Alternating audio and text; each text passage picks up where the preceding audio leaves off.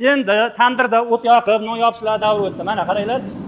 Bu eko tandir bo'ladi. Xudo xolasa 2026-yil trendga chiqadi. Xitoydan to'g'ridan-to'g'ri keltirilgan tandirlarimiz bo'ladi. G'ishlari ham o'zini maxsus g'ishi bo'ladi. 400 gradusgacha qiziydi ekan. Narxlari $3200 dan $10000 gacha bo'lar ekan. Nafaqat non, bunda bemalol somsa yopsalaring ham bo'lar ekan. Mana 15 minutda nonlarimiz pishdi. Mana ko'ryapsizlar. Zo'r holatda qilib pishirib beryapti. Kiloli nonlarni ham yopasiz. Mana hattoki ko'rsatib qo'yamiz. Kiloli nonlarni ham yopdik. Mayda non, uy noni, o'sha gijda, hatto Samarqand patirlarini yopasizlar.